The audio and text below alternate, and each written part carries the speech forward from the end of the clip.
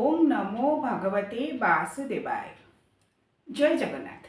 दर्शक बंधु, आज आसतु ये भिडियोटी आम आलोचना करवा एकादशी व्रत बा बड़ एकादशी व्रतर पारण करिवार संपूर्ण विधि संपर्क नियम संपर्क केउ समय रे एकादशी बा बड़ एकादशी व्रतर पारण बा उद्यापन आपण माने करिवे ता नै कोन विधि रही कोन नियम रही से संपर्क में विशेष भाव में आम आलोचना करवा। कहीं जेपरी भाव में आम व्रत रखि था उपवास रखि था सेपरी भाव में तार उद्यापन बा परिसमाप्ति करा निहाती आवश्यक। जेपरी भाव में आम देवता को आवाहन आवाहन कर पूजा कर सारा पर विसर्जन विशेष भाव में विधिर सहित कराए सेहीपरि जितेबले आपण माने व्रत उपवास रखुछंती जेपरी भाव में व्रत रखिबे सेहीपरि श्रद्धा आंतरिकतार सहित एवं विशेष नियमर सहित व्रतर परिसमाप्ति करेंगे एवं यह द्वारा व्रतर संपूर्ण पुण्यफल मिलता है बोली विश्वास करा जाए। तेबे आसंतु जानिबा जितेबाला आपण माने एकादशी व्रत बा बड़ एकादशी व्रत रखुछंती किपरि भाव में ताहार परिसमाप्ति करेंगे। कारण अनेक व्यक्ति व्रत रखती सत मात्र व्रतर परिसमाप्ति किपरि करेंगे ता संपर्क में जानती नहीं। तेणु जदि आपण माने किपरि भाव में व्रतर पारण करेंगे केउ समय एकादशी व्रतर पारण करेंगे ए संपर्क में जानि पारिबे। एकादशी व्रतर समस्त प्रकार पुण्य फल एवं पूर्ण फल आपण माने प्राप्त हेबे। तेबे साधारणतः जहाँ व्रतर पारण संपर्क में नियम रही प्रथम नियम होउछि जे जेतेबेले आपण माने वर्षर 24 एकादशी मध्यरु जो एकादशी रखुछंती शुक्ल पक्षर एकादशी रखुछंती बा 24 एकादशी व्रत को पालन करुछंती बा 4टी बड़ एकादशी व्रत को पालन करुछंती जहाँ भी आपण माने पालन करंतु मन रखिबे केबे भी एकादशी दिन एकादशी व्रतर पालन करिवे नाही। अनेक व्यक्ति कौन करती ना दिवसर परिसमाप्ति पर संध्या पर प्रथम प्रहर में भावती एकादशी सरीगला कारण दिवस सरीगला रात्र समय से माने पारण कर दियंती बा परिसमाप्ति कर दियंती। एही भूल केबे भी करिवे नहीं कारण शास्त्र रे स्पष्ट भाव में कहा जायछि एकादशी व्रतर परिसमाप्ति सदा सर्वदा द्वादशी तिथि रे ही करिबा आवश्यक एवं जो व्यक्ति द्वादशी तिथि रे एकादशी व्रतर परिसमाप्ति बा पारण करती से माने एकादशी व्रतर समस्त प्रकार पूर्ण फल लाभ करते। तेणु मन रखिए द्वादशी तिथि रे ही एकादशी व्रतर पारण करेंगे। यह होची व्रत पारणर प्रथम नियम। द्वितीय नियम होची द्वादशी तिथि आरंभ हेबार सांगे सांगे व्यक्तिव्यस्त होई केबे भी एकादशी व्रतर पारण करेंगे नहीं। यह द्वारा मध्य पुण्यफल मिले नहीं बोली विश्वास करा जाए।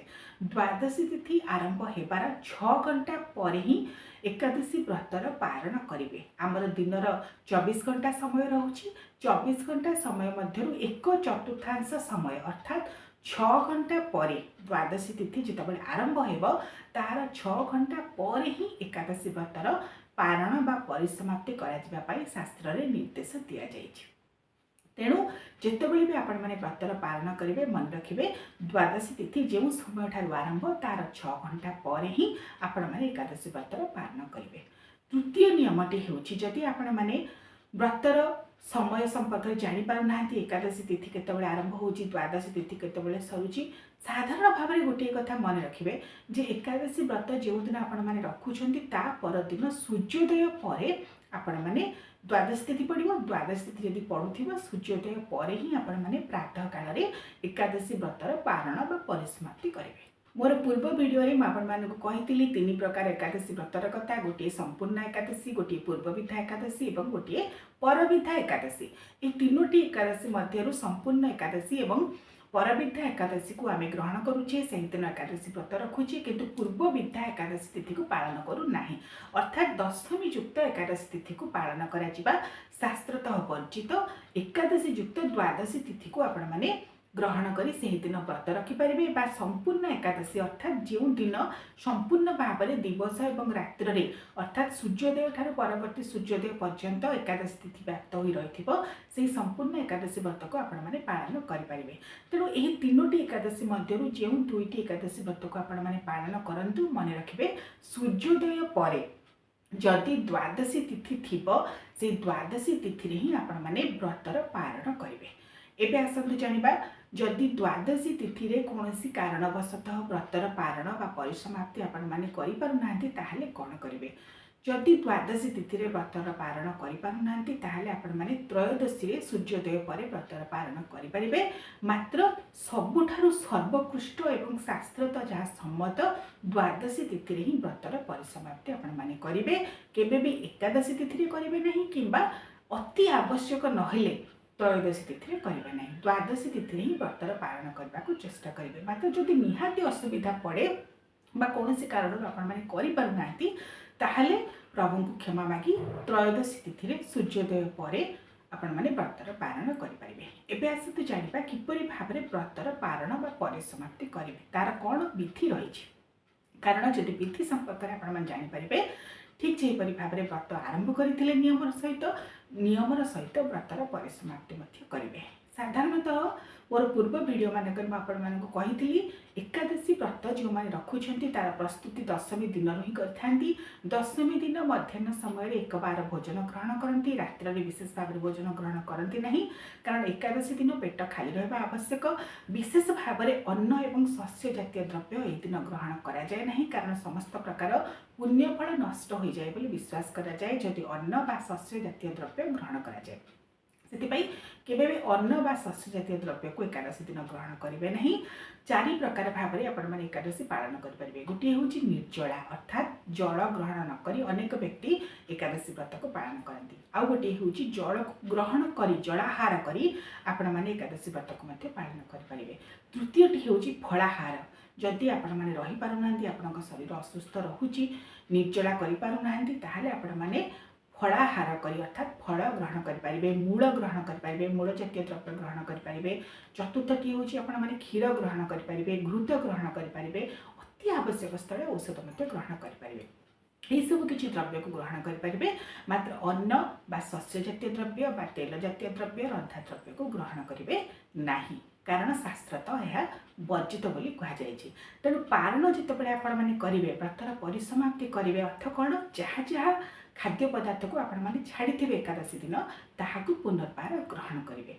तेबे पारण करने पूर्व प्रथम विधि हूँ द्वादशी दिन सूर्योदय पूर्वर भल भाव स्नान करेंगे, निजक शुद्धपूत करेंगे, तापर सूर्यदेव को जल अर्घ्य प्रदान करेंगे। एकादशी दिन जेपरी भाव में सूर्यदेव को जल अर्घ्य प्रदान कर श्री विष्णुकर पूजा कराए संपर्क में आपड़ी ठीक से हीपरी द्वादशी दिन मध्य श्री विष्णु नारायण पूजा करने पूर्व प्रथम सूर्य नारायण को जल अर्घ्य देवे। 3 बार बा 7 बार पूर्व दिग को मुह करी तंबा लोटारे किछि जल गंगा जल कुश अक्षत एवं लाल रंगर पुष्प नहीं सूर्यदेव को जल अर्घ्य देवे। जहाँ मंत्र आपण मैंने जानते विशेष भाव में ओम घृणी सूर्याय नमः, ओम घृणी आदित्याय नमः एपरी भाव में मंत्र उच्चारण करेंगे। सूर्य गायत्री मंत्र को उच्चारण करेंगे। सूर्यदेव को जल अर्घ्य देवा पर ही श्री विष्णु नारायण पूजा करेंगे।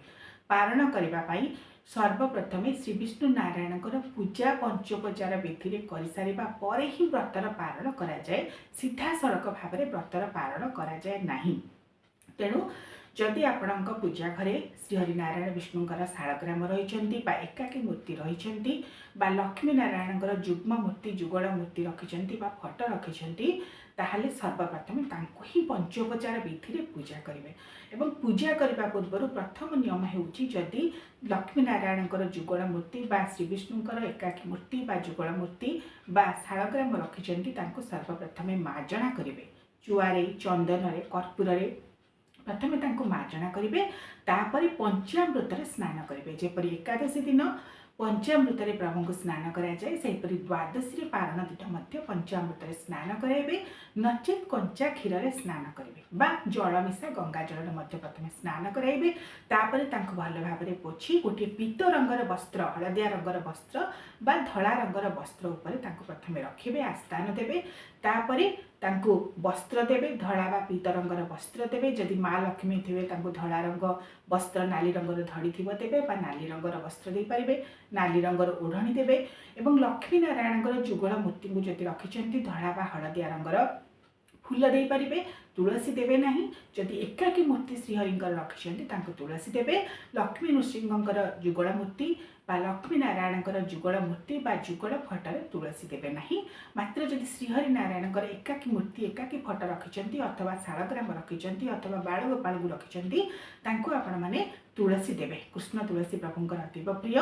तेबे द्वादशी दिन जेहेतु तुलसी तोड़बार निषेध रही वर्जित, कारण द्वादशी दिन तुलसी को तोड़ा जाए ना, एकादशी तोड़ा जाए ना, द्वादशी भी तोड़ा जाए ना। तेणु जो तुलसी आपण मैंने दशमी दिन गाधई सारा पर दशमी सकाल तोड़िकी रखिथे से ही तुलसी को ही एकादशी दिन देवे, द्वादशी पारण समय देवे। कारण शास्त्र कहुई तुलसी पत्र 3 दिन पर्यंत बासी हुए ना। तेणु जो तुलसी पत्र आपण मैंने दशमी दिन तोड़िकी रखिथे से किसी जल गंगा जल छिंचिकी रखिथे एकादशी दिन प्रभु को देवे, द्वादशी दिन देवे। एवं से ही तुलसी को ही व्रतर पारण करने समय आपण मैंने पाइबे, जहाँकि आपण मैंने प्रभु को भोग आकार से तुलसी भोग कला बेले देथिबे, तांको लागी कराइथिबे तांकर श्रीअंग से ही तुलसी को पाई ही व्रतर पारण करेंगे। तेणु प्रभु को तुलसी देवे, पुष्प देवे, धड़ा बा हलदिया रंगर पुष्प देवे, गंध पुष्प धूप दीप नैवेद्य दे प्रथम पंचोपचार विधि श्रीहरि नारायण विष्णु बा प्रभु लक्ष्मी नारायण को पूजा करेंगे। तापरे जदि पाखरे घर पाखरे आपणकर देवालय बा मंदिर रही सेठी जाई दर्शन करेंगे। श्रीहरि नारायण विष्णु बा तांकर अंशावतार श्रीराम श्रीकृष्ण मंदिर जदि रही सेठी जाई प्रभु को दर्शन करेंगे, दीपदान करेंगे, मंदिर परिक्रमा करेंगे। एवं द्वादशी पारण विधिर गोटे विशेष नियम होउछि ब्राह्मण भोजन कराइबा एवं दान दक्षिणा देवा। जदि ब्राह्मण अच्छा ब्राह्मण भोजन दिंतु एवं जो मान अत्यावश्यक सामग्री किसी आवश्यक आप यथा संभव मत दान दिंतु। तापर ठाकुर घर को आसी प्रभु को जो भोग नैवेद्य समर्पण आपण मैंने करेंगे ता सहित जो तुलसी लगी कराइथिबे बा पूजारे तुलसी पकईथिबे से ही तुलसी को ग्रहण करेंगे सर्वप्रथम। तापर जो भोग देथिबे फलमूल देथिबे बा अन्य कौन सुखिली भोग देथिबे से ही भोग को ग्रहण करी व्रतर पारण कली बोली प्रभु को डाकी प्रभु को क्षमा प्रार्थना करी व्रतर पारण करेंगे। सीधा सड़क भाव में अन्न भोजन करी व्रतर पारण करेंगे नहीं। यह मध्य शास्त्रत वर्जित बोली कहुई। कारण एकादशी व्रतर पारण जितेबाला करुँच आपण मैंने सर्वप्रथमे श्रीहरि नारायण को जहाँ समर्पण करेंगे ताकू ही सर्वप्रथमे ग्रहण करेंगे। जेपरी भाव में एकादशी व्रत आरंभ कला बेले संकल्प करेंगे प्रभु मु संकल्प करुँची भाव में पारण करने समय श्रीहरि नारायण को क्षमा प्रार्थना करी व्रतर परिसमाप्ति करुँची एवं व्रतर सबु फल पुण्य फल पूर्ण फल मत प्राप्त हो बोली भगवान को प्रार्थना करी क्षमा प्रार्थना करी तापर ही व्रतर परिसमाप्ति करने एवं व्रतर पुण्य फल पाइबापी श्रीहरि नारायण विष्णु को प्रार्थना करेंगे। से ही भोग एवं तुलसी को प्रथम ग्रहण करेंगे तापर ही व्रतर पारण करेंगे। अर्थात यदि निर्जला एकादशी व्रत पालन करुँच जल ग्रहण कर व्रतर पारण करेंगे। जदि आपण मैंने जल ग्रहण करुँच फलमूल किसी खाऊना फलमूल खाई व्रतर पारण करेंगे एवं शेष अन्न भोजन ग्रहण कर व्रतर पारण करेंगे। व्रतर पारण करने अर्थात जहाँ जहाँ आपण मैंने एकादशी व्रत छाड़िथे ताहाकु ग्रहण करने होउछि व्रतर पारण बा परिसमाप्ति। अर्थात व्रत को परिसमाप्ति करी बा उद्यापन करी आपण माने से दिन ठारू पुनर्बार जहाँ दैनंदिन भाव में आपण माने ग्रहण करुछंती भोजन भाव में ताहाकु ग्रहण करि परिबे। एही विधि ही एकादशी व्रत बा बड़ एकादशी व्रतर पारण करा जाए। विश्वास करा जाए जेपरी भाव में व्रत रखिला बेले आम श्रद्धार आंतरिकता भाव सहित व्रत रखि थाउ सेही विधि नियम रे जदि आमे व्रतर उद्यापन करबा ताहले समस्त प्रकार पुण्यफल पूर्णफल शुभफल मिलता है बोली विश्वास करा जाए। आशा करुँची ये वीडियो माध्यम आप जानीपारे एकादशी व्रत बा बड़ एकादशी व्रत जिते आप रखुंट केउ नियम रखिए और केउ नियम केउ समय व्रतर पारण करेंगे।